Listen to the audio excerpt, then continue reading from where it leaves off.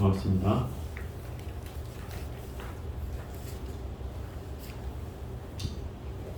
오늘은 이제 제3장 제작품 가운데에 저번 주에는 세 분을 했습니다. 사리불, 부처님의 그 제자 가운데 제일 이제 연장자이고요. 사리불은 지혜제이기도 한데, 이 사리불이 좌선하고 있을 때 이 유마거사가 찾아와서 좌선은 앉아 있는 것만이 좌선이 아니라 뭐 중생계든 부처님이든 어디에도 걸리지 말아야 된다. 뭐 마음이 또 안에 있지도 않고 밖에 있지도 않아야 되며, 또 깨달음을 구하지도 말고 깨달음을 버리지도 말아야 된다. 되게 어려운 말인 것 같지만 어떤 극단을 떠나는 걸 말한다. 그래서 극단을 떠난다는 건 둘이 아님을 말하는 것이고, 둘이 아니라는 건 바로 그 둘의 경계를 하나로 보는 것이다 그 말이에요. 그러면 그게 깨달음이에요. 둘이 아닌 걸 하나로 보면 그게 깨달음이에요. 또 그 목련존자는 설법을 하다가 유마거사한테 이제 꾸짖음을 당하게 되는데, 설법을 하는 데 있어서 그 나도 없어야 하고 중생도 없어야 되고 사람도 없어야 하고 수명도 없어야 된다. 이 사상이 없어져야만이 이게 그 법을 설하는 것이다 라고 얘기를 하는 것이고, 또 이 법이라고 하는 것은 다 허공과 같고 또 필경공이며 또 분별도 없고 비교도 안 되고 인연도 떠났고 뭐 이런 경계를 설하는 거예요. 그 법도 또한 두 가지 경계를 벗어나는 것이다. 그 두 가지 경계란 바로 세속적인 경계와 출세간의 경계. 세속적인 경계는 바로 중생의 모습 속에 벌어지는 인과관계를 말하고, 또 법계에서 벌어지는 인과관계를 떠난 것이죠. 깨달음과 보리, 법, 진리라고 하는 그 속에서 펼쳐지는 것들. 그럼 우리는 예를 들는 거잖아요. 법은 우리가 따라가고 좋아하고 뭔가 추구해 가야 될 거지만, 우리가 번뇌나 뭐 세속적인 인과나 이런 것들은 주로 없애려고 하잖아요. 그죠?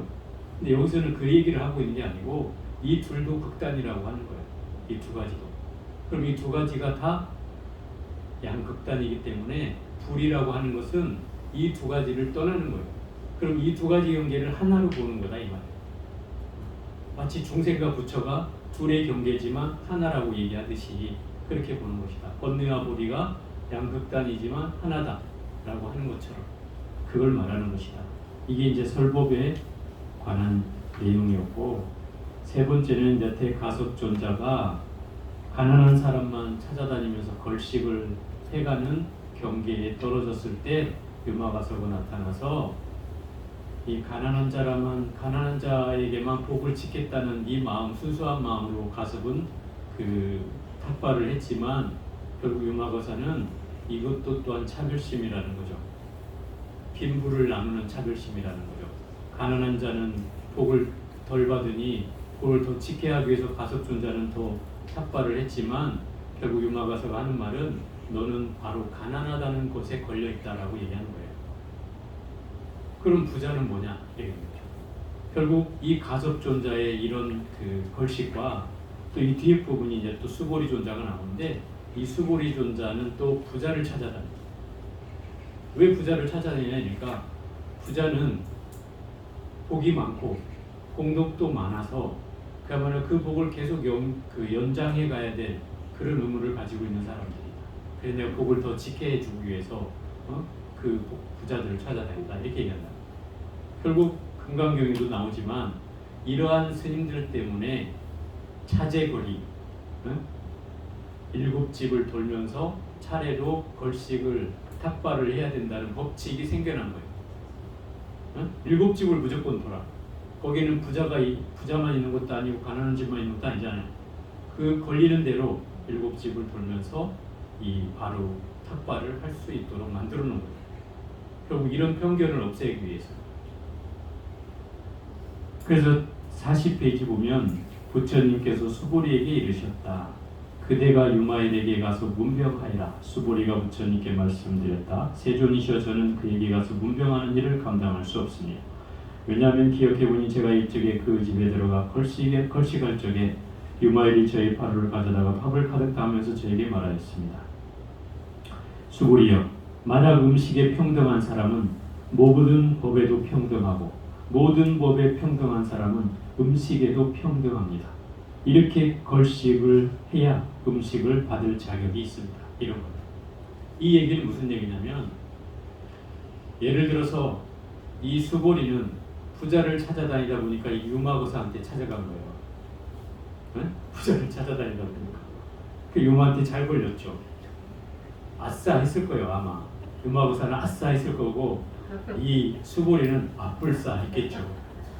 잘못 찾아왔다. 그런데 이 상황에서 음식에 평등하다는 것은 이런 거죠.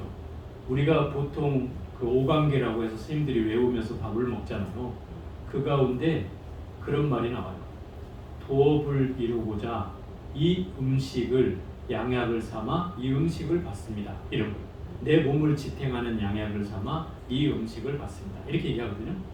그 얘기는 이 음식이 좋고 나쁘고를 떠나서 그 음식이 어떻든 나는 내 깨달음을 성취하는 데 있어서 그 음식을 내 몸의 양약으로 삼아서 음식을 받겠다는 거거든요. 그럼 이게 이제 평등심이죠. 이런 마음이 어디에 걸리지 않는 마음이죠. 좋다 나쁘다 내 몸에 뭐 좋다 나쁘다를 다 떠나서 그냥 그 음식에 대한 그런 마음이면 족한데 결국 이 스님들도 또한 자기 나름의 견해로 편견을 갖게 된다 이런 거죠. 그런 견해를 가진 이 수보리에게 음식에 평등하다는 것은 결코 법에 평등하다는 것을 얘기하고 있으니 어디에도 걸리지 말아야 된다 이런 거죠. 수보리여 음욕과 성냄과 어리석음을 끊어 없애지도 않고 또한 함께하지도 않으며 여기서 음욕과 성냄과 어리석음을 이제 그 학자들이 풀기를 탐진치라고 이렇게 풀어요. 여기서 음노치 이렇게 한문으로 되어 있는데 이 음이라는 거를 이제 그 탐에다 이렇게 얘기를 해요. 온각경에도 이런 부분이 나오는데 해석은 이렇게 학자들은 탐진치로 하더라고요. 그 말이 맞을 것 같아요. 문맥상으로 보면 생뚱맞게 음욕과 성냄, 어리석음이 맞지는 않기 때문에 그래서 탐진치를 끊어 없애지도 않고 또한 함께하지도 않는다. 이 말은 탐진치를 우리는 끊어 없애야 깨달음을 얻을 수 있다고 지금까지 배워왔어요. 그죠? 그런데 이 경전에서는 탐진치를 끊어 없애는 것 자체가 잘못됐다는 거예요. 마치 번뇌가 없이 깨달음을 얻겠다는 것, 보리를 얻겠다는 것과 같다는 거죠. 그 얘기는 제가 초창기에 얘기했잖아요. 번뇌 즉 보리라고. 그죠? 그러면 번뇌를 끊어 없애서 보리가 생겨나는 게 번뇌 즉 보리가 아니라 번뇌 그 자체가 보리라는 거예요. 왜냐하면 이 두 개 다 양극단이기 때문에 불이라고 하는 것은 이 두 개가 하나라는 뜻이에요. 응? 이 두 개가 번뇌와 보리가 어떻게 하나냐? 번뇌 예를 들어서 이런 거예요. 번뇌 안에 보리가 있어요. 네? 다시 한번 얘기해 볼게요. 이렇게 하니까 뭔가 번뇌 말고 보리가 어디에 숨겨져 있는 것처럼 얘기하는데 중생과 부처로 한번 얘기해 보세요. 중생 안에 부처가 있어요, 없어요? 네. 있죠. 그러면 중생이라는 모습 속에 부처가 있어요. 그러면 그 중생의 모습에는 부처의 모습과 중생의 모습이 두 가지가 있어요. 그죠? 나의 모습에는 부처의 모습과 중생의 모습이 두 가지가 있어요. 그러면 한 가지 중생의 모습은 내 업식이 발현되고 내 인과가 발현되고 또 내가 나의 주인공이 아닌 내가 노예적 근성과 업의 습성으로 습관의 힘으로 끊임없이 휘둘려 갈 때 나는 중생의 모습이 발현되는 것이고, 그죠? 내가 부처라고 하는 또는 참나 주인공이라고 하는 그런 삶으로서 내가 어디에도 휘둘려지지 않는 마음을 낼 때 그것은 부처를 발현하는 것이에요. 그죠? 그러면 나의 경계에 따라서 부처도 발현됐다가 중생도 발현됐다가 하는 것이다 이 말이에요. 그러니 부처와 중생이 같다는 말은 바로 이 둘이 아니다는 거죠. 이게 둘이 아닌 거. 이 경계를 딱 알아채면 이게 깨달음이에요. 깨달음이 어려운 거 아니에요. 응? 이 중생과 부처가 하나라는 사실을 깨닫는 거. 번뇌와 보리가 하나라는 사실을 깨닫는 거예요. 어? 번뇌를 없애고 깨달음을 얻는 것이 아니라 번뇌 그 자체를 관찰하면 거기에 보리가 있다 이 말이에요. 따로 어디 번뇌를 제거하고 보리가 어디서 따로 나타나는 게 아니고 그 자리라 이 말이에요. 그 자리. 그래서 번뇌 즉 보리라고 하는 거예요. 즉이라는 말은 바로 그 자리라는 뜻이 그 자리. 생사 즉 멸바. 생사라는 건 우리 끊임없이 윤회하는 거잖아요. 태어나고 죽고 태어나고 죽고 하는 거지만 그 생사라는 그 자리가 바로 열반이라 이 말이에요.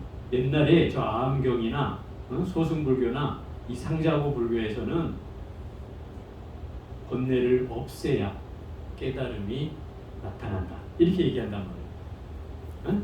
그래서 어떤 순서가 있는 것처럼 얘기했다.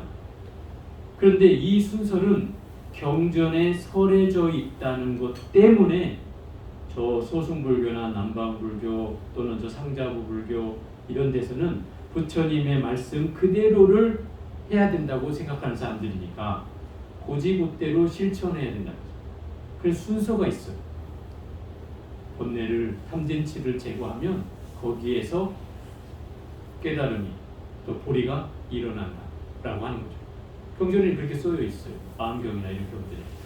근데 이 대승경전에서는 뭐라고 얘기했냐면 네가 어리석다고 얘기하는 거죠. 응? 왜? 어떤 걸 끊어내서 그게 나타난다고 하면 그것은 우리가 차제를 가지고 늘 끊임없이 하는 온각경에서 얘기하는 어떤 순서가 있다라고 얘기하는 것인데, 그러나 이 대승불교에서 얘기하는 말은 뭐예요? 실상은 너와 나가 둘이 없듯이, 예? 너와 나가 둘이 아니라고 하잖아요. 그리고 또 그런 얘기까지 한단 말이에요. 천지여야 동근이요 만물여야 동체라. 이 말은 성가에서 하는 말인데, 천지는 온 하늘과 땅, 온 우주 법계가 다 한 뿌리로 이루어져 있다. 이 말 들어봤어요? 한 뿌리로 이루어져 있다. 또 만물이 존재하는 모든 존재가 다 한 몸이다. 들어봤어요? 이런 경계가 바로 대승불교의 모든 과정 안에 나온다. 그러니까 번뇌 즉 보리라고 하는 말은 한 경계라는 뜻이에요. 둘이 아니라는 거예요. 이게 번뇌 보리가 이것을 깨닫는 것이 바로 깨달음이에요. 이 경계가 둘이 아니라는 경계를 깨닫는. 이건 여러분이 이제 해야 될 일이에요. 전 여기까지는 설명할 수 있어. 소리나.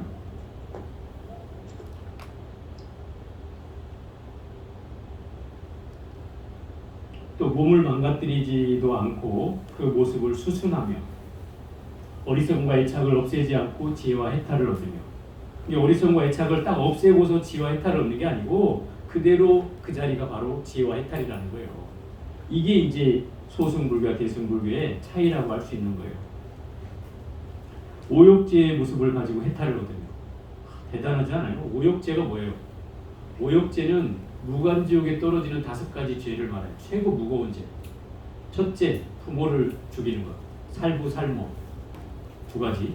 아버지 죽이고 어머니를 죽이고. 또 부처님 몸에 피를 내는 것. 3번째. 4번째는 불상을 훼손하는 것. 5번째는 화합을 깨트리는 것. 이 5가지를 뭐라고 그래? 오욕죄라고. 이 오욕죄를 지면 어디 떨어져요? 무간지옥에 떨어져요. 무간지옥은 지옥 중에서도 최고의 지옥이에요. 자기 혼자 힘으로 나올 수가 없어요. 무간지옥. 그 고통이 쉴 새가 없고 나올 새가 없고, 그죠? 밤낮이 없고. 그래서 무간지옥이라고 하는 거다. 그 지장경에 나오잖아요. 그런 무간지옥에 떨어지는 죄업을 진 사람이 어떻다는 거예요? 그걸 가지고서 해탈을 얻는다는 거예요. 이 얘기는 무슨 얘기냐면, 무량수경에 보면은 실제 부처님이 써놓은 경전인데, 거기에 보면 오욕죄를 지은 사람은 제한다 나옵니다. 뭘 제해요? 네? 중생구제를 할 수 없다는 뜻이기도 하고 부처가 될 수 없다는 뜻이기도 해요. 이렇게 무량수경에 써놨어. 근데 여기는 지금 뭐라고 나와? 오욕지의 모습을 가지고 해탈을 얻는다고 나와. 가능하다는 얘기죠. 자, 다시 한번 부처님 시대로 돌아가 볼게요. 부처님 당시에 그 살생을 많이 한 사람이 누구예요? 그렇지, 앙굴리마라. 그 앙굴리마라가 99명을 죽였어. 그죠? 그리고 손가락을 잘라가지고 손가락을 다 목걸이로 만들어서 99개를 걸었어. 이 사람이 100번째 만난 사람이 부처님이에요. 아침에 이슬이 내리는 아침 안개가 자욱낀 곳에 부처님과 딱 마주섰어. 그러니 이 100번째 만난 앙굴리마라는 100명만 자기가 살인을 해서 이 손가락을 목에다 걸면 자기는 해탈을 얻는다고 스승이 얘기했어. 그 말을 믿고 99명을 죽인 거라 이 말이에요. 그 100번째 부처님을 만났어. 그러니 얼마나 환희심이 났겠어. 살기 등등해지고 이미 막 피범벅이 된 채로 저 하나만 죽이면 이제 나는 100번을 채울 수 있다. 그 부처님한테 달려들죠. 부처님 가만히 있는데도 부처님한테 다가갈 수가 없어요. 아무리 뛰고 뛰어도 부처님은 항상 간격을 유지하고 있는 거예요.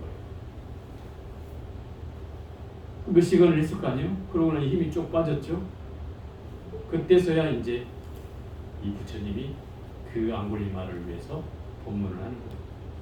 거기서 깨달음 얻고 출가를 해요. 그럼 살인자가 출가를 했다 이 말이에요. 그럼 이 사람이 부처가 될 수 있다 없다? 있다는 얘기죠. 출가를 시켰다는 것은 그잖아요. 그런데 부처님 이런 말씀을 하셔요. 지금부터 탁발을 나갈 때 어떤 비난과 욕설과 돌팔매질을 하더라도 빈발으로 돌아온 한이 있어도 탁발을 멈추지 마라. 그래요. 생각해 보세요. 살인자 99명을 죽인 살인자를 출가자로 만들었다는 것은 세상 사람들이 볼 때는 어떤 일이에요? 그 99명의 죽임을 당한 가족들도 있을 거 아니에요. 그 사람들이 이 앙굴리마를 어떻게 여기겠어요? 죽이고 싶을 거 아니에요. 그죠? 죽이고 싶겠죠. 그런데 이런 사람이 머리를 깎고 바룻대를 들고 저작거리에 나타났어요. 그럼 어떻게 했겠어요? 난리도 아니겠죠. 막 돌팔매질을 하는 사람, 몸을 자꾸 흔들고 막 때리는 사람, 침을 뱉는 사람, 별의별 사람이 다 있지. 욕설을 하는 사람. 하루, 이틀, 3일, 4일, 5일, 6일, 7일, 7일이 지나자 점점점 수그러들기 시작하는 거예요. 부처님 그랬어요. 일주일은 견뎌야 한다. 그 뒤로부터 그 사람을 인정하기 시작하는 거죠. 결국 부처님은 뭐 외도가 찾아와서 또 부처님을 욕설하는 사람이 찾아왔다고 짜증 한 번 내질 않았어요. 심지어 미술을 머금고 욕설하는 사람 앞에서도 2시간을 기다렸어요. 그게 부처님이에요.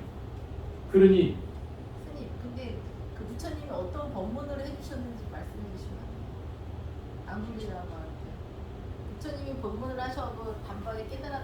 거기까지 나가면 너무 길어. 네. 그 찾아봐. 네. 찾아보면. 뭔 얘기까지 하다가 들리니? 죄송합니다. 일주일 네? 일주일 일주일 동안의 그 비난을 견딘 후에부터 그 교단을 인정하기 시작했단 말이에요. 그때로부터 이제 탁발을 나가서 조금씩 음식을 얻어오기 시작했어요. 그럼 결국 이 부처님이란 존재는 살생의 죄업을 지었다 하더라도 또 당신을 비난하고 욕설한다 하더라도 당신을 해하려고 찾아왔다 하더라도 그런 사람들을 해하려 하거나 비난하거나 뭐 용서치 않거나 이러지 않았단 말이에요. 모든 걸 다 섭수해서 받아들였다는 거예요.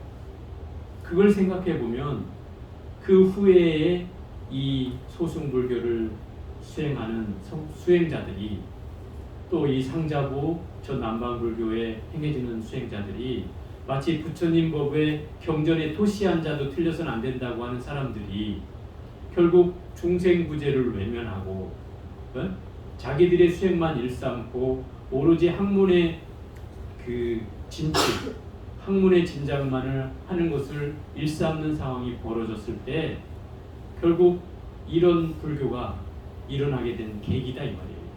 대중불교는 원래로 돌아가자. 부처님이 모든 중생구제를 모든 법의 전면에 세웠듯이 중생구제란 그 어렵고 괴롭고 힘든 사람들을 구제하는 것이야말로 그게 부처님의 자비이고 그게 바로 호교이자 전법이다. 근데 왜 이걸 게을리하고 있느냐 이거죠. 이 사람들은 부처님의 원리만 주장하지 부처님의 계율만 지키자고 주장하지 정작 부처님이 말씀하신 가르침의 근본 뜻은 취하지 않는다. 이 말인 거죠. 그래서 이 유마경이 탄생한 이유 중에 하나도 거기에 있어요. 그러다 보니 이 유마경에서는 부처님이 원래 했던 방식으로 돌아가자는 거예요. 그럼 부처님은 중생구제를 외면하지 않았잖아요. 그리고 부처님 가르침을 우리가 잘 해석해 보면 이런 내용과 다르지 않다는 거예요. 둘이 아닌 걸 설명하고 있는 거예요. 중생과 부처가 다르지 않듯이 번뇌보리가 다르지 않듯이 이 오욕죄를 진 그 안에 이미 불성이 있다는 거예요. 그 사람도 불성이 있다는 거예요. 그러니 해탈을 얻을 수 있다는 거죠. 오욕죄를 지었어도 해탈을 얻을 수 있다. 또 해탈도 아니고 속박도 아니다. 그럼 해탈이라는 건 우리가 깨달음을 얻는 거라고 한다면 속박은 거기에 묶여 있는 거죠. 그러면 묶여 있는 것과 해탈 벗어난다는 것은 반대말이잖아요. 상대어요. 이게 불이다 이 말이에요. 둘이 아닌 거다. 두 가지 경계라는 거예요. 이것을 벗어나는 거라는 뜻이요. 해탈도 아니고 속박도 아니라는 건 결국 이 두 가지 경계를 하나로 보는 경계다. 또 사성계를 보는 것도 아니고 사제를 보지 않는 것도 아니죠. 그러니까 진리를 보는 것도 아니고 진리가 아닌 것도 아니다 이 말이에요. 진리라는 것과 진리 아닌 것도 두 가지 극단이잖아요. 이 두 가지 경계도 하나다 이 말이에요. 또 도의 과일을 얻는 것도 아니고 얻지 않는 것도 아니며, 그러니까 깨달음의 결과를 얻는 것도 아니고 얻지 않는 것도 아니라는 건 얻는다는 것은 어떤 결과가 있다는 뜻이고 얻지 않는 것도 아니라는 건 그 결과를 얻으려고 하지 않는다는 거죠. 그러니까 이 둘이 반대잖아요. 양극단이요. 결국 이것도 불이다 이 말이에요. 둘이 아닌 것이다. 범부도 아니고 범부의 법을 떠난 것도 아니며, 그죠? 이것도 극단이죠. 성인도 아니고 성인이 아닌 것도 아니며. 그러니까 범성이라고 그래요. 범부나 성인이나 다 둘의 경계를 떠난다. 비록 일체법을 성취하였으나 제법의 상을 떠나면 이 음식을 받을 수 있습니다. 일체법을 다 이루었다 하더라도 모든 법의 상을 떠나면 어떨 것이다 라고 하는 그런 상을 떠나면 그러면 이 음식을 먹을 수 있다. 자격이 있다. 수보리요. 여기 이제 더 혁명적인 말을 하는데 부처를 보지도 않고 부처를 보지도 않는 건 뭐예요? 부처를 외면하고 이 얘기요. 법도 듣지 않으며 법도 듣지 않는 건 뭐예요? 내 진리조차도 받아들이지 않는다 이 말이에요. 부처님도 외면하고 진리도 받아들이지 않고 저 육사외도가 뭐예요? 6명의 스승인데 외도를 행하는 스승이다 이 말이에요. 외도는 뭐예요? 다른 종교를 믿는 사람이다. 사땐도예요. 사도. 그런 사람이 이름이 불안나가서 말가리 부사리자 산자야 비라지자 아기다 시사 흠바라 가라구테 가전연 니건타야 제자 등 이런 6명의 스승을 삼아서 출가하여 그들이 타락하는 곳에 그대도 따라서 타락한다면 이 음식을 먹을 수 있대요. 이게 무슨 말이에요? 타락해. 무슨 말이에요 이게? 불법을 외면하고 사도의 말을 들으면 너는 음식을 먹을 자격이 있대. 이 뭐예요? 우리가 신봉하는 부처님과 부처님 가르침, 이건 절대시자 하잖아요 우리가. 절대시 하잖아요. 그러면서 다른 가르침은 우리가 도외시하죠. 절대시가 아니고 도외시, 무시한다 이 말이에요. 그죠? 다른 삿된 종교나 뭐 이런 가르침 무시하잖아요. 반대로 얘기하면. 그러면 이것도 양극단이라는 거예요. 그죠? 이게 또 양극단이라는 거예요. 그래서 네가 부처님과 부처님 가르침을 외면할 수 없듯이 다른 가르침도 똑같이 외면해서는 안 된다는 거예요. 그래야 된다는 건데 반대로 이걸 얘기하고 있는 거지. 네가 불법을 다 외면하고 이 사이비교를 믿을 수 있고 그들이 타락하는 대로 타락할 줄 알아야 네가 이 음식을 먹을 자격이 된다는 거예요. 그러면은 이 얘기는 그 사람들이 하는 경계에 떨어져도 거기에 어째 걸리지 않으면 그게 바로 뭐다? 음식을 받을 자격이 된다. 그러니까 이 경계든 저 경계든 걸리지 말아야 된다는 거예요. 그게 외도라고 해서 사입이라고 해서 거기에 우리가 빠져버리면 또는 거기에 이 사람들은 안 돼. 이 사람들은 절대 내가 믿을 수가 없어. 이렇게 한다면 당신 음식을 먹을 자격이 없다는 거예요. 평등해야 된다는 거예요. 그게 삿된 도이거나 정법이거나 가리지 말고 다 평등해야 된다는 거예요. 이걸 설명하고 있는 거죠. 그리고 이런 말을 하는 거예요. 수보리여 만약 이 얘기가 아까 낮에도 잠깐 얘기를 한 것 같은데 재밌는 게 그거예요. 옛날에 성철 스님이 1980 몇 년도에 종정이 80년도가 종정이 되셔가지고 종정이 되셔서도 밖을 나오지 않았어요. 회의사에서 산문을 내려오지 않았다 이 말이에요. 큰절에는 가서 법문을 하는 적이 있었어도 밖으로 나오질 않았어요. 서울로 오질 않았어요. 뭐 여기 종정하면 종정 요새 취임식 하면 조계사에서 하고 그러잖아요. 이런 것도 안 나왔다 이 말이에요. 성철 스님은 종정이 됐는데도. 그러면서 당신은 자기의 본분을 다하겠다고 산에서 열심히 수행정진했어요. 그게 자기는 종정의 역할이라고 여겼어요. 그러면서 이분이 법어를 하나씩 부처님 오신다. 봉축법어. 그래요. 세상에 그걸 발표해. 불교신문에서 그걸 연재해 줬는데 그게 9시 뉴스에 나와. 그런 적 있었어요? 참 희한했어요 그때. 이런 구절이 있죠. 사탄이여 어서 오십시오. 당신은 그대로 부처님이십니다. 당신은 불성을 간직했기에 바로 부처님이십니다. 당연히 당신은 부처가 될 자격이 있습니다. 나는 사탄을 환영합니다. 이렇게 얘기하는 대목이에요. 근데 이게 불교를 믿는 사람들은 이 말이 당연하다고 여기죠. 응? 조금만 생각해 보면 당연하다고 여기죠. 왜? 사탄이라고 해도 불성이 없는 건 아니잖아요. 이 세상의 모든 존재는 다 불성이 있다고 부처님은 얘기했기 때문에 사탄이라고 해도 불성이 있죠. 그죠? 그러니까 부처님처럼 환영한다는 건 그건 다른 말이 아니에요. 근데 이 얘기를 듣는 세상 사람들이 쇼킹한 거죠. 충격적이라고 받아들였어요. 사탄이란 기독교에서 보면 불교나 다른 종교를 믿으면서 하나님을 믿지 않는 사람들을 사탄이라고 한단 말이에요. 그런데 저 불교에서 사탄을 환영한다고 하잖아요. 그러니까 이 얘기는 기독교 입장에서 봐도 그렇고 일반적인 종교를 믿지 않는 사람들 입장에서 보면 마치 이 사탄이라는 걸 통해서 사탄을 환영한다는 메시지를 통해서 종교가 서로 싸우지 않고 화합해야 된다는 걸 얘기하고 있다는 느낌으로 세상 사람들을 받아들이는 거예요. 그렇지 않겠어요? 그죠? 심지어 또 그 다음에 봉축법어에는 교회에서는 목탁 소리가 들리고 절에서는 찬송가 소리가 울려 퍼집니다. 이런 내용이 나오는 거야. 성철 스님의 가장 큰 위대함은 저는 한글로 봉축법어 법어를 냈다는 거예요. 한글로. 어려운 말을 쓰지 않았어요. 그래서 대중들이 좋아했어요. 그래서 대중들이 좋아한 거예요.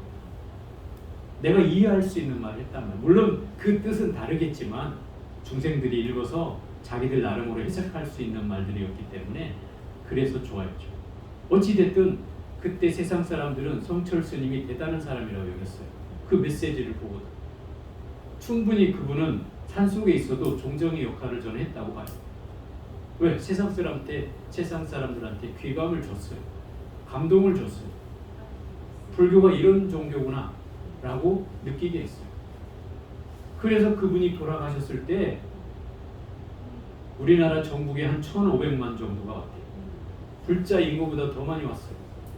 그 이유가 뭘까요? 그게 저는 그분이 행해졌던 업적이라고 봐요. 그거예요, 바로. 어떤 종교도 차별하지 않았다는 것이고 또 심지어 뭐 사탄을 환영한다 하고 교회에서 목탁 소리가 나고 절에서 찬송가 소리가 들린다라고 하는 그 경계가 결국 일반 사람들이 봤을 때는 너무나 감동적인 거죠. 응? 뭔가 서로를 지탄하고 싸우고 늘 그래왔던 이 종교의 벽이 저런 가르침을 통해서 하나가 될 수 있다는 것을 얘기하는 것이기 때문에 사회적 메시지는 굉장히 컸죠. 물론 그 뜻은, 근본적인 뜻은 다르지만 사회적 메시지는 그랬어요. 그 얘기들이 결국 이런 거예요. 아까 제가 처음에 얘기했잖아요. 천지와 동극, 응? 천우주 법계는 다 한 뿌리요. 만물과 동체, 응? 모든 만물, 삼라만상은 다 존재하는 것들은 다 한 몸이다. 일체가 다 부처님이요. 부처님이 곧 다 일체니라. 이런 말이거든요. 이런 경계가 바로 불교에서 얘기하는 경계다. 그러니 부처님의 이 메시지는 제대로 우리가 이해하면 너무 엄청난 것이죠. 어떻게 우리의 그릇으로는 다 담을 수가 없어요. 표현할 수도 없는데 이걸. 이런 것들이 결국 불교라고 하는 거예요. 수불이여 만약 온갖 삿된 소견에 들어 피안에 이르지 않고, 삿된 소견에 들어서 피안에도 이르지 않는데, 삿된 소견을 물리치지 않는다 이 소리예요. 거기에 걸리지도 않고 또 환란에 머물면서 그 어려움을 없애지도 않아. 환란이 뭐라고 했어요? 제일 어려운 장소에 태어나는 걸 말하죠.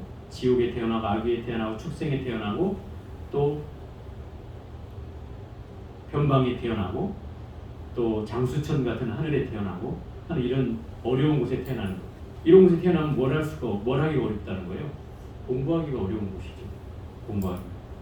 근데 그런 어려움을 또 없애지도 않아. 거기에도 걸리지 않는다 이 말이에요. 번뇌와 함께하면서 청정한 법을 떠나고, 번뇌와 함께하면 청정한 법을 취하지도 않아. 그대가 다툼이 없는 삼매를 얻으면 모든 중생도 이러한 삼매를 얻는다. 이 수보리가 무쟁삼매를 얻은 제일의 아라한이라고 금강경에 나오죠. 무쟁삼매를 얻은 제일의 아라한이라고. 그 무쟁삼매가 바로 다툼이 없는 삼매를 얻다. 다툼이 없는 삼매라는 건 이 수보리가 공을 터득했어요. 그죠? 그래 해공제일이라고 하잖아요. 해공제일이 되고 나서 어떤 경계가 와도 마음이 일어나지 않는 거예요. 응? 누가 시비를 하든 좋다 나쁘다 하든 이것을 옳다 그르다고 묻든 어디에도 걸리지 않는 경계가 됐어요. 그러니 다툴 일이 없잖아요. 그래서 무쟁삼매를 얻은 제일의 아란이 되었다라고 얘기하는 거예요. 그대에게 보시하는 사람은 복전이 되지 않고, 복전이 되지 않는다는 건 뭐예요? 우리가 보시를 하는 것은 뭔가 공덕을 바라서 하는 거잖아요. 근데 그런 복전을 기대하지도 않아. 또 그 공양하는 사람은 또 삼합도에 떨어지네. 응?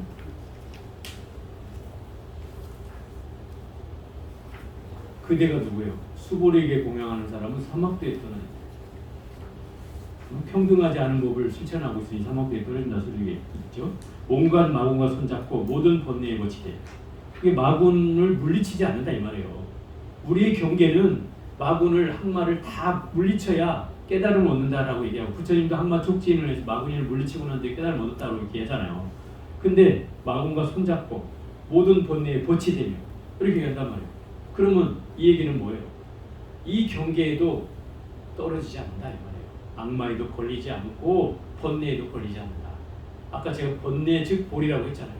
번뇌를 떠나서 보리가 있는 게 아니라 번뇌 그 자체가 보리다 이 말이에요. 온갖 마군과 모든 번뇌와 동등에서 다를 것이 없으며 모든 중생에 원망하는 마음이 있고 모든 부처님을 비방하며 정법을 훼손하고 대승에 들지 않으며 마침내 열반도 얻지 않고, 그대가 만일 이렇게 한다면 이 음식을 받아먹을 자격이 있습니다. 이건 뭐예요 결국? 모든 경계를, 반대 경계를 얘기하고 있는 거예요. 부처님도 비방하래. 비방할 수 있어? 여러분 부처님 비방할 수 있어? 에이 나쁜 놈 하고 부처님 욕할 수 있어? 못하죠. 이게 이제 걸려 있다는 거예요 경계. 응? 또 정법을 훼손하래. 바른 법을 훼손할 수 있냐고. 나 바른 법 믿지 않아. 부처님 믿지도 않고 부처님 가르침 믿지도 않아. 이렇게 얘기할 수 있냐 이 말이에요. 없죠. 그것도 걸려 있다는 거예요. 대중에 들지 않으면, 대중에 들지 않는다는 것은 대중과 화합하지 않는다 이 말이에요. 응? 여러분들이 대중 속에 있으면 내가 잘못하고 살 수는 없잖아요. 대중에 있으면 대중의 룰을 따라야 하듯이 그것을 들지 않으면, 또 열반도 얻지 않고, 열반도 안 얻는데 이거는 뭐 할 수 있을 것 같아. 그지? 열반을 안 얻는 걸 할 수 있지 내가. 열반을 얻은 적이 없으니까 할 수는 있어. 또 원망하는 것도 할 수 있어. 중생에 원망하는 것도 할 수 있어.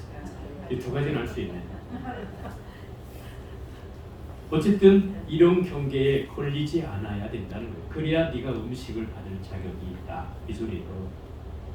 세준이 씨가 저는 이 말을 듣고 어리둥절했다 그러잖아요.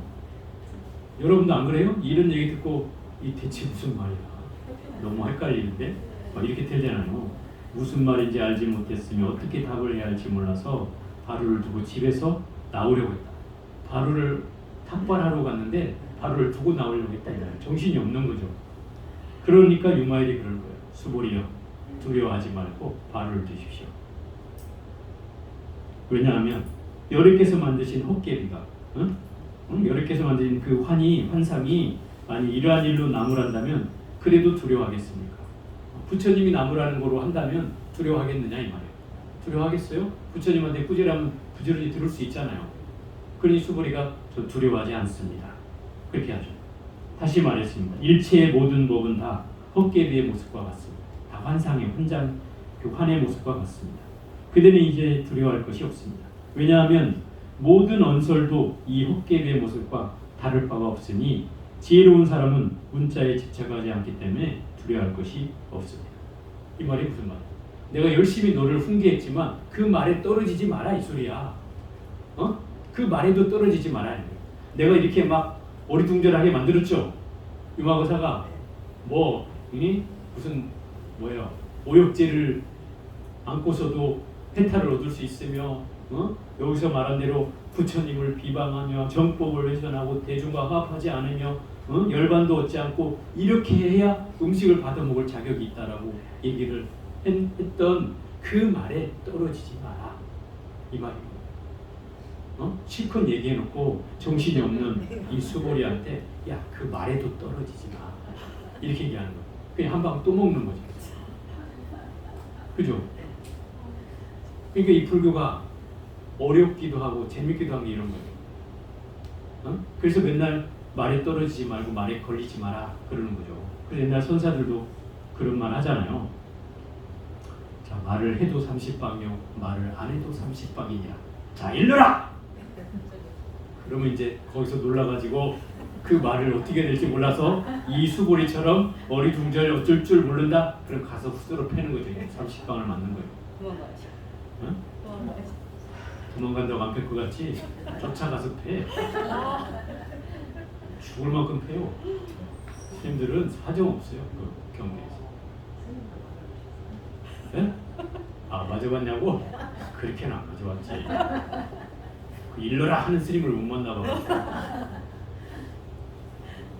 그러니까 이 말에도 떨어지지 말아라. 그러니까 우리가 이 말에는 걸린다 이 말이죠. 그죠? 네. 자, 때려도 말을 해도 30방 안 해도 30방 그럼 어떻게 해야 돼? 어떻게 해야 돼? 이렇게 걸리잖아요 이미. 그러니까 그 맞는 거예요 거기서. 그 경계에 떨어졌기 때문에. 그러면 그때는 말에 떨어지지 않아야 되니까 뭘 생각해야 돼? 자, 말을 놓고 한번 생각해봐야죠. 그럼 어떻게 해야 지금 이상한 내가 변할 수 있는가? 일념이 돼 있으면 이 경계에 걸리지 않게 돼 있어요. 일념이 돼 있어요. 그 일념은 뭐예요? 어디에도 걸리지 않는 한 생각이 돼 있으면 거기에 걸리지 않게 돼 있어요. 바로 나오게 돼 있어요. 그 대답. 내가 이렇게 해서 여러분이 나오는 거면 그 이제 가짜야. 그 말에 걸린 거야, 내 말에. 그죠? 걸려요. 말 없어도 이미 아는 거야, 그거. 이미. 근데 이거는 일러라고 얘기는 했지만 이미 알아. 저놈이 맞을 놈인지 안 맞을 놈인지 안다 이 말이야. 그 괜히 패는 게 아니다. 맞을 놈만 패. 그 맞을 놈은 어떤 놈이냐? 때려갖고 저놈은 한경계를 넘을 놈이면 패는 거예요. 그러면 맞아도 안 아파. 무슨 말인지 알아요? 죽도록 패는데 맞아도 안 아파. 왜? 이미 일념이 돼 있기 때문에. 안 아파요. 그런. 여러분 그런 경계를 못 만나봤으니까 이해가 안 되겠지만 일념이 돼 있으면 내가 맞아도 안 아픈 소리가 있어요. 그래서 그런 사람만 패는 거예요. 무조건 막 다 대답 안 한다고 패는 게 아니고 말은 그렇지만 왜냐하면 문자는 자성을 떠나서 문자가 없는 것이 곧 해탈이다. 문자라는 게 뭐 사실 어떤 자성이 있거나 이런 거 아니잖아요. 실체가 있는 것도 아니고 그저 언어일 뿐이잖아요. 이미 이 깨달음의 세계는 뭐예요? 풀린 문자예요. 문자를 세워서 되는 게 아니에요. 깨달음은 문자가 사라져야 되는 거예요. 언어 도단이에요. 언어의 길이 다 막혀야 끊어져야 깨달음이 생긴다 이 말이에요. 그러니 문자로 얘기하고 언어로 얘기하는 건 이미 글른 거예요. 이미 그르친 거예요. 마치 제가 달을 가리키면 여러분이 손가락만 보는 거하고 똑같은 거죠. 왜 달을 가리키는 손가락만 보나 이런 거 봤죠? 제목에도 나오는 게 있잖아요. 그럼 왜 손가락을 보냐면 내가 손가락을 보고 싶어서 보는 게 아니라 결국 깨달음을 얘기했는데 그 얘기에 떨어진다는 소리예요. 깨달음을 보지 못하고 얘기에 떨어진다는 소리예요. 나는 깨달음을 얘기하고 있는데 그 얘기에 떨어진다. 정작 깨달음을 보라는 거죠. 내가 얘기하는 건 깨달음을 보라는 건데 결국 그 얘기에 떨어져서 깨달음을 보지 못한다. 그래서 달을 가리키면 달을 봐야지 왜 손가락을 보냐 하는 말은 바로 그 언어적 경계에 떨어졌다는 소리다 이 말이에요. 거기에 떨어져서 헤어나지 못한다. 유마의 이런 법을 설하였을 때 200명의 천자들이 법안이 청정함을 얻었습니다. 그러므로 저는 그에게 가서 문병하는 일을 감당할 수 없습니다. 부처님께서 부르나에게 이르셨다. 그대가 유마에게 가서 문병하리라. 부르나가 부처님께 말씀드렸다. 제존이시여 저는 그에게 가서 문병하는 일을 감당할 수 없습니다. 왜냐하면 기억해보니 제가 이쪽에 큰 숲 가운데 한 나무 밑에서 새로 출가한 비구들을 위하여 설법을 하고 있을 때 유마일이 저에게 와서 말하였습니다. 그러니까 이 부르나 존자는 설법제일 부르나예요. 법을 설하는 걸로서는 부처님한테 이미 인정을 받은 사람이에요. 오죽하면 그 사리불 지혜제일 제일 나이 많은 연장자 사리불이 이 부르나 존자를 찾아가서 이 설법하는 걸 끊임없이 물었대요. 얼마나 설법을 잘했으면 설법을 어떻게 해야 잘할 수 있고 어떻게 해야 논리적으로 설득할 수 있는지를 물었대요. 이 부르나 존자는 그 전법을 위해서 남인도에서 전법을 한 사람이에요. 제자 중에. 네? 남인도. 부처님이 주로 머물렀던 곳은 북인도 지역이에요. 8대 성지는 다 북인도에 있어요. 그럼 부처님은 남인도를 가본 적이 없어요. 중인도도 가본 적이 없어요. 그런데 이 부르나 존자가 그 남인도에 가서 불법을 전파해요. 그래서 저 스리랑카, 미얀마, 태국 이 법들이 다 남인도를 통해서 건너간 거예요. 그러니까 이 부르나 존자의 공로가 굉장히 혁혁하죠. 근데 이 부르나가 전법을 떠날 때 부처님이 물어요. 너는 그 사람들이 너를 법을 설하러 갔을 때 그 말을 믿어주지 않으면 어떻게 할 거냐 이렇게 물어요. 그러니까 이 부르나 존자가 저를 비웃지 않는 걸 다행으로 삼겠습니다. 이렇게. 그러면 만약에 너를 비웃는다면 어떻게 할 거냐? 저를 때리지 않는 걸 다행으로 삼겠습니다. 그럼 너를 때린다면 어떻게 하겠느냐? 저를 베이지 않은 걸 다행으로 삼겠습니다. 그럼 너를 베이고 끊어버린다면 어떻게 하겠느냐? 저를 죽이지 않은 걸 다행으로 삼겠습니다. 그럼 만약에 너를 죽여버린다면 어떻게 하겠느냐? 사람 목숨을 끊는 일은 너무나 힘든 일인데 끊어줘서 고맙다고 여기겠습니다. 이래. 이게 전법을 떠나는 사람의 자세라는 거예요. 내 목숨을 걸고 전법을 한다는 뜻이에요. 그죠? 어떤 비난과 나를 해하는 그 상황에도 좌절하지 않고 부처님 가르침을 전하겠다. 이런 분이 부르나였어요. 어쨌든 이 부르나가 그 남인도 일대를 불심을 돈독하게 만들었고 그 주변 나라들까지 엄청나게 그 불법을 홍보해서 굉장한 전과를 올려요. 그런 부르나였어요. 그러니 이분의 뭐 설법이라는 것은 말할 수 없죠. 그런데 이분이 새로 출가한 비구들을 위해서 법을 설했단 말이에요. 중은 이래서는 안 되고 이렇게 해야 되며 처음 출가한 사람들은 그럴 거 아니에요. 처음 출가하면 뭐는 하지 말아야 되고 뭐는 해야 되며 이렇게 뭐 이런 얘기를 할 거 아니에요. 그런데 이 브루나한테 그러는 거죠. 마땅히 먼저 선정에 들어서 이들의 마음을 살핀 후에 법을 설해야 된다는 거예요. 이들의 마음이 뭐예요? 새로 출가한 비구들의 마음을 살펴서 법을 설해야 된다. 이 사람이 무엇을 원하는지를 알아서 법문을 해야 된다. 마치 그것을 안 하고서 법을 설하는 것은 더러운 음식을 법의 그릇에 담는 것과 같다는 말이에요. 그렇게 해서는 안 된다는 거죠.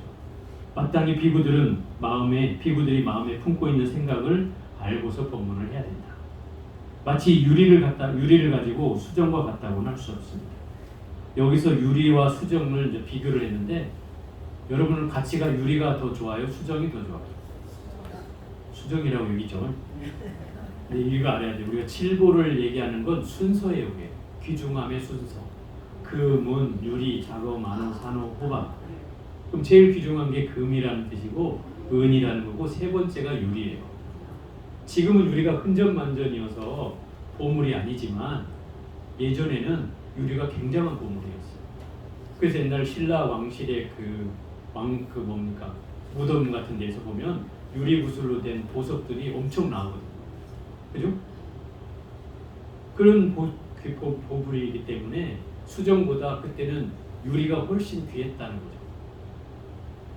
왜 유리를 얻기 힘들었어요. 그때는 유리는 가공을 뭔가 해야 되잖아요. 쉽지 않았던 거죠. 그래서 유리가 훨씬 더 소중한 거였어요. 그러니 이렇게 말하자면 이런 거죠. 귀중한 보물인 이 금을 가지고 수정과 같다고는 할 수 없습니다. 이런 뜻이야. 하찮은 걸로 이 귀중한 거를 비교할 수 없다. 이 얘기는 바꿔서 얘기하면 대승의 법을 가지고 소승과 같다고는 할 수 없다 이 말이고요. 대승법은 대승법이지 어떤 그걸 소승법에다 갖다 대느냐 이 말이에요. 그대는 중생의 근원을 알지 못하고서 소승법으로 일으켜서는 안 됩니다. 그들 스스로 아픈 곳이 없는데 구태여 상처를 주지 마십시오. 괜히 긁어부스럼 만들지 마라 이 말인 거죠. 큰 길을 가고자 하는데 작은 길을 보지 마라. 이게 결국 뭐 하지 마라만 얘기하면 결국 큰 법을 이루는데 장애가 된다 이 말인 거예요. 처음에 출가하면 그것밖에 안 해.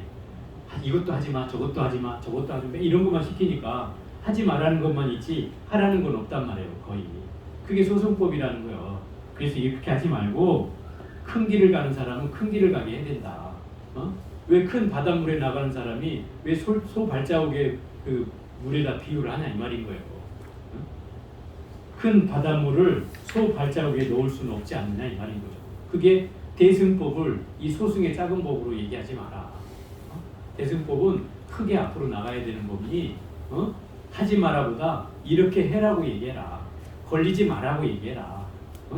번뇌를 떠나라고 하지 말고 번뇌가 바로 볼이라고 얘기해라. 이런 거예요. 햇빛으로서 반딧불과 같다고 할 수는 없습니다. 반딧불 가지고 햇빛에 비하겠냐 이 말인 거죠. 불운하여 이 비구들은 오래전에 대승의 마음을 일으켰지만 도중에 그 뜻을 잊었을 뿐입니다. 이미 그 상고보리 하중생 대승법이란 그거죠. 위로는 깨달음을 가고 중생을 구제하겠다는 이 대승법을 이 사람들은 이미 알고 있었지만 그것을 잠시 잊었을 뿐이다. 그러니 어찌 소승법을 가지고 이들을 가르쳐 이끌겠느냐. 제가 보기에는 소승은 지혜가 미천하여 마치 장님과 같아 중생들의 근기가 수승하고 우둔함을 능히 분별할 수 없습니다. 결국 중생들의 근기를 잘 헤아려서 그들에게 맞는 법을 설할 수가 없다는 거죠. 이 소승법을 헤아린 사람의 근기로는 할 수가 없다는 거죠. 그때 유마일이 곧 삼매에 들어서 이 비구들로 하여금 스스로의 숙명을 알게 하였다. 숙명은 뭐예요? 이게 숙명통이라고 얘기하는데 과거의 인연을 아는 거예요. 전생에 내가 무엇을 하고 살았는지 그 인연을 아는 걸 숙명이라고 해요. 비구들 자신이 일찍이 500부처님을 처수해서 온갖 공덕의 근본을 심어서 안혹따라 삼맥삼불이에 회항하였습니다.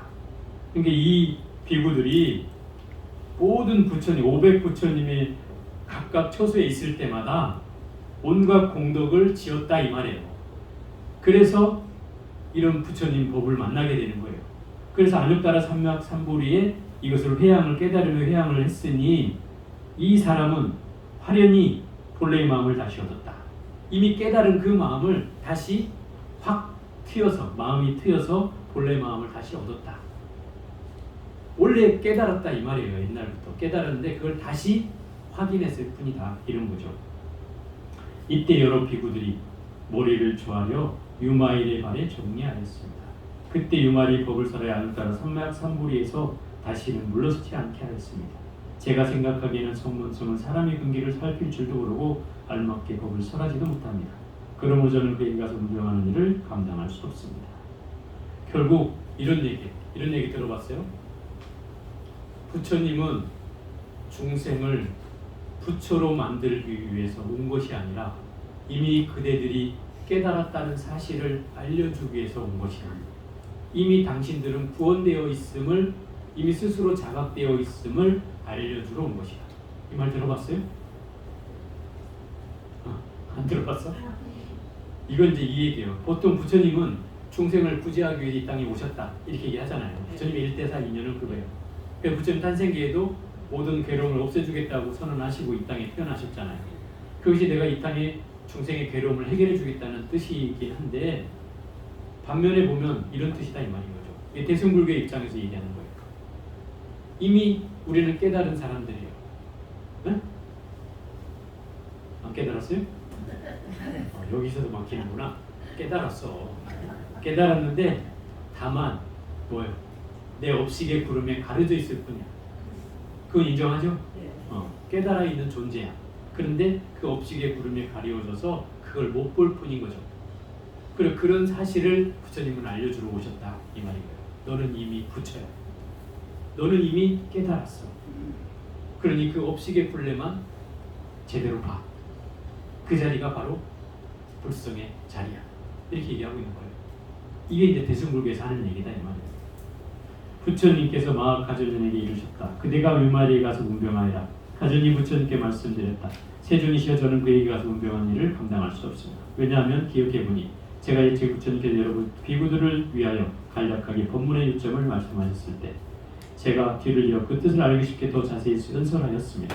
이를테면 무상의 뜻이며 고의 뜻이며 공의 뜻이며 무아의 뜻이며 정멸의 뜻이라고 하였습니다. 그리고 이 얘기는 무슨 얘기냐면 가전연은 논이 제일 가전연이에요. 논이 제일이라는 것은, 논이라는 건 토론을 제일 잘했다 이 소리예요. 토론을 잘한다는 뜻은 굉장히 논리적이었다는 거예요. 이 사람한테 가면 다 누구나 싸움에서 이길 사람이 없었어요. 항상 그런 논리를 가지고 있는 분이에요. 그러니 부처님이 법을 설하고 난 뒤에 이 가전인이 등장해서 부처님이 왜 이 말씀을 하셨는지를 부연 설명한다 이 말이에요. 부처님이 딱 뭐 계속만 얘기하고 가시니까 거기에 대해서 이 이제 가전연이 그걸 설명해 줬다 이 말이죠. 그날을 이제 설명한 게 무상, 고, 공, 무아, 정멸이라는 법문을 설했는데 이 뜻을 구체적으로 가전연이 이제 자세하게 설명해 줬다 이 소리죠. 그런데 유마일이 저에게 와서 이렇게 얘기합니다. 무상이라는 게 뭐예요? 항상함이 없다. 늘 끊임없이 변화한다. 응? 인생 무상, 세옹지마. 제가 했죠? 무상하다는 건 늘 변한다는 뜻이잖아요. 그런데 여기서 가전연이요 뭐라고 했냐면 생멸하는 마음의 행으로 실상의 법을 설할 수는 없습니다. 이게 무슨 말이에요? 생멸법으로 이 실상법을 설할 수는 없다. 실상법은 본질에 관한 것, 공에 대한 얘기를 말하는 거예요. 제법 실상. 실상은 나의 본질에 관한 거예요. 본질은 있는 거예요, 없는 거예요? 보이지 않잖아요. 그죠? 그럼 생멸은 보여요, 안 보여요? 보이죠. 이게 보이는 법으로 보이지 않는 법을 설명하는 게 잘못됐다는 거예요. 그래서 그러면 뭘로 설해야 돼요? 생멸이 아닌 법으로 설해야 된다는 거죠. 그게 불생불멸이라는 걸로 설해야 된다는 거예요. 그걸 설명해요. 가전연이요. 모든 법이 필경에는 마지막에는 불생불멸하는 생하지도 않고 멸하지도 않는 이것이 무상의 뜻이. 그럼 불생불멸과 무상은 같은 말이에요, 다른 말이에요? 반대말이죠. 불생불멸은 태어나지 않는다는 뜻이고 무상이라는 말은 뭐예요? 끊임없이 변한다는 건 생멸한다는 거죠. 그죠? 이 말은 무슨 얘기냐면 불생불멸과 생멸이 다르지 않다. 이걸 설명하는 거예요. 항상함과 무상함이 둘이 아니다. 그것이 같다. 그게 무상의 뜻이라는 거예요. 네. 이해가 돼요? 그 경계를 얘기하고 있는 거예요. 온에 통달하여 텅 비어, 여기서부터 이제 지금 여러분 나눠준 그 쪽지에 오자가 여기서부터 한 3줄 정도 발생을 해요. 이 원본에는 이게 제대로 나왔는데 복사집에서 뭘 잘못 건드린 것 같아요. 그래서 여기서 튕겨져 나갔는지 이 부분이 지금 빠졌어요. 오수음, 오온에 통달하여 텅 비어 일어나는 바가 없는 이것이 고의 뜻이며 괴로움의 뜻이다 이 말이에요. 이 말은 무슨 얘기냐면 오온이 오음성고, 이런 말 들어봤어요? 오음성고. 오음성고는 우리가 괴로움을 얘기할 때 생로병사의 괴로움과 8가지 괴로움 가운데 오온이 치성한 괴로움이 있다. 그걸 오음성고라고 해요. 오온이나 오음이나 같은 말이에요. 여기서는 오수음이라고 해놨는데 그것이 오온이라는 말이나 같은 말이에요. 그럼 오음이라는 건 4가지 덩어리란 뜻이고 오온이라고 해도 덩어리란 뜻이에요. 이 말은 무슨 얘기냐면 색수상행식의 오온이에요. 색수상행식이 뭐예요? 나의 몸과 마음을 가리키는 말이에요. 색은 나의 몸이요, 수상행식은 나의 마음이다. 이 원각경에도 나오는 말이에요. 그래서 내 몸은 색으로 이루어졌는데 색은 뭘로 돼 있어요? 지수와 풍사대로 돼 있다 그래요. 그죠? 또 수상행식은 그걸 마음이라고 하는데 수는 받아들인다는 뜻이고 상은 떠올린다는 뜻이고 행은 그걸 지어간다는 뜻이고 식은 마지막으로 판단을 해내는 걸 말해요. 그러면 그 넷이 어느 것 하나가 빠지면 마음이라고 할 수 있느냐 이 말이에요. 마음이라고 할 수가 없죠. 마찬가지로 뭉뚱아리라고 해도 지수학풍사대로 흩어지면 있는 거예요, 없는 거예요? 없어지잖아요. 그러니 이 색수상행식을 통달하여 조견오온이 개공하면, 반야신경에 나오죠? 조견오온 개공. 이 무슨 말이에요? 오온이 모두가 공함을 비추어 보니, 이런 뜻이거든요. 비추어 본다는 건 뭐예요? 깨달음의 눈으로 오온이 텅 비어 있음을 본다. 왜? 오온이라는 것은 실체가 있는 말이 아니라 현상적으로 내 몸과 마음이 이 오온으로 이루어졌다라고 보여질 뿐 실상은 텅 비어 있는 거다 이 말. 이해가 돼요? 색이 지수화풍이 영혼불멸한 거 아니잖아요. 지수화풍 사대로 틀어버리면 색이 사라진다고 했잖아요. 이게 공이라는 거요. 텅 비어 있잖아요. 또 수상행식이 수가 마음이냐, 상이 마음이냐, 행이 마음이냐, 식이 마음이냐 이 말이에요. 어떤 것도 마음이라 할 수 없다 이 말이에요. 통칭해서 이 4가지를 우리는 마음이라고 하지만 그러나 나눠보면 어떤 것도 마음이 이렇게 없다. 그래서 텅 비었다는 거예요. 그러면 이걸 오온을 제대로 본다는 건 뭐예요? 그 실상을 텅 비어 있다는 공성으로 이 오온을 볼 수 있으면 그게 바로 지혜의 눈이에요. 해안이야. 깨달음의 눈이에요. 진리의 눈이에요. 그게. 근데 우리의 눈으로는 여러분이 그걸 못 보잖아요. 그죠? 그러니까 이게 어렵다고 느껴질 뿐이지 제대로 이 경계를 보면 그 오온이 공성임을 안다 이 말이에요. 텅 비어 있음을 안다. 그래서 이것이 왜 고라고 얘기하냐면 이 오음이 치성한 것이 괴로움이라는 거예요. 8구에 나오는 거예요. 왜 치성해지는 거예요? 우리가 색을 보면 뭐가 일어나요? 마음이 일어나잖아. 좋다, 나쁘다, 옳다, 그르다. 응? 그죠? 나 저거 갖고 싶다, 갖기 싫다. 이런 경계가 일어나잖아요. 그래서 그것 때문에 괴로워요, 안 괴로워요? 끊임없이 괴로워지죠. 갖고 싶은데 못 가져도 괴롭고, 그죠? 먹고 싶은데 못 먹어도 괴롭고. 그렇잖아요. 그게 치성해지는 괴로움이에요. 그러니 사실은 오음의 괴로움은 뭐겠어요? 오음이 치성해지는 것이 괴로움인데 여기서 그 괴로움의 뜻은 오음에 통달하여 텅 비어 아무것도 일어나지 않는 것, 색수상행식이 일어나지 않는 게 바로 고라는 거예요. 그럼 이 말은 무슨 말이에요? 고가 일어나지 않는 열반이 바로 고다 이 말이에요. 이게 무슨 말이에요? 열반과 괴로움이라는 상대적 2가지의 극단이 둘이 아니다 이 말이에요. 이해가 되죠? 응? 즐거운 세계가 괴로움의 세계다 이 소리. 둘이 아니다. 이런 경계를 터득해야 된다는 거예요. 또 세 번째는 모든 법은 구경에는 있는 바가 없으니 이것이 공이며 텅 비어서 아무것도 없는 것이 공이다. 응? 이렇게 얘기했죠. 또 아와 무아 둘이 아니니 이것이 무아의 뜻이다. 무아라는 말은 사실은 나라고 하는 걸 전제하고서 그것이 실체가 없다는 뜻이거든요. 금강경에서 무아가 그거잖아요. 나라는 아트만이 없다. 나라는 실체가 없다. 이게 무아예요. 어떤 것도 나라고 할 게 없다. 그게 무아인데 여기서 말하는 무아는 나와 무아가 나와 나가 아닌 것이 둘 다 떠나는 것. 둘이 하나인 것. 떠난다는 건 둘이 하나라는 뜻이에요. 어디에도 걸리지 않는다. 아에도 걸리지 않고 무아에도 걸리지 않는 이 경계가 바로 무아의 뜻이다. 그 얘기는 무슨 얘기냐면 편협한 무아로서 우리는 무아라고 하면 나를 없는 것이 무아다. 괴로움은 생로병사를 얻는 게 괴로움이다. 마음을 텅 비는 게 공이다. 또 뭡니까? 생멸하는 것이 무상하다. 이렇게 설명하는 것이 일반적이고 부처님 말씀의 보편적인 가르침이요. 그런데 이렇게 설명하는 건 그 소승법의 가르침이라는 거예요. 결국 무상을 얘기해야 되는 게 아니라 불생불멸을 얘기해야 된다는 거예요. 항상함을 얘기해야 된다는 거예요.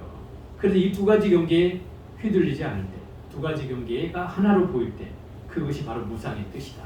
이 말이고. 더 얼마나 굉장히 획기적인 말이에요. 그 경계를 넘어서는 말이죠, 이게. 이러한 법을 설할 때 여러 비구들이 마음에 해탈을 얻었습니다.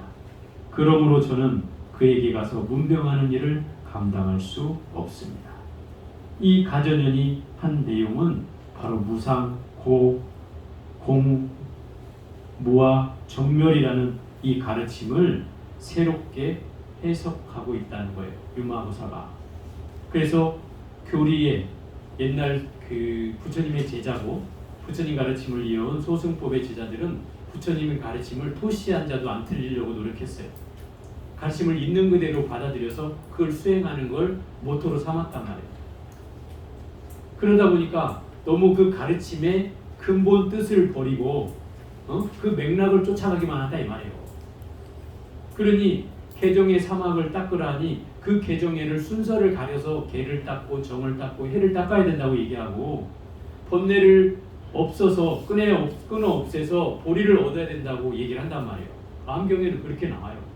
그런데 그 근본 뜻은 결국 둘이 아니라는 경계라 이 말이에요. 부처님 말씀하신 핵심은 그 근본 뜻이 바로 둘이 아닌 경계를 설명하고 있는데 이 아함경이나 이 소승법을 행하는 무리들은 그것을 고지고대로만 해석한다는 거죠. 그래서 오히려 부처님 말씀을 왜곡하고 훼손한다고 여기는 거예요. 그래서 불교 경전이 대승법이라고 하는 이 경전이 만들어지면서 사람들이 그렇게 얘기를 하는 거죠. 이게 새로 만들어진 위경이다라고 얘기하는 사람도 있지만 실상은 부처님의 근본 교리를 오히려 더 정확하게 얘기하고 있는 경전이기 때문에 오히려 대승법이 불교답다. 부처님 법답다. 그래서 이 경전이 오히려 부처님 법답고 저 소승불교에서 행해지고 있는 이런 경전들은 결국 교조적으로 부처님 말씀하신 가르침을 토시 하나 틀리지 않고 그걸 실천하려고 하는 사람들입니다. 그러다 보니 실제로 이런 근본적인 부처님 말씀의 핵심을 놓친다 이 말입니다. 선후를 따지고 앞과 뒤를 따지는 이런 경계를 자꾸 얘기하게 되니까 예를 들어서 개정의 사막은 순서를 닦으라고 하면 우리나라의 옛날 의천 대각국사나 보조 진월국사가 지관겸수 정해쌍수를 주장했단 말이에요. 지관겸수나 정해쌍수는 같은 말이에요. 그럼 선정과 지혜를 함께 닦아야 된다 이 소리예요. 해를 먼저 닦아도 정이 갖추어지고 정을 닦아도 지혜가 갖추어진다 이 소리예요. 그러면 걔는 안 닦아도 되느냐? 걔는 이미 깔려 있는 거다 이 말이에요. 기본이다 이 말이에요. 마치 우리가 불고기 맥반 시키면 밑반찬은 기본으로 깔리잖아. 우리나라 음식은 기본으로 깔리는 거예요. 외국 사람들이 그 놀래는 거예요. 이게 왜 나오냐? 나 돈 더 내려고 하는 거냐고. 근데 이건 기본이다 이 말이에요. 그죠? 이런 것처럼 우리의 이 그 개정회라고 하는 것은 어떤 순서를 닦아서 해야 되는 게 아니다 이 말이에요.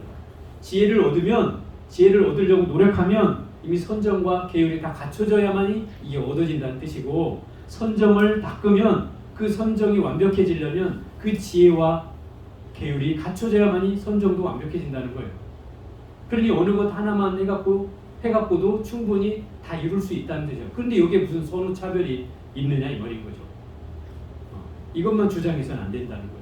그것이 바로 이 대승법의 핵심이에요. 조리안이라고 하는 경계는 바로 그런 데서 나온다 이 말인 거예요. 자, 오늘은 여기까지 하겠습니다.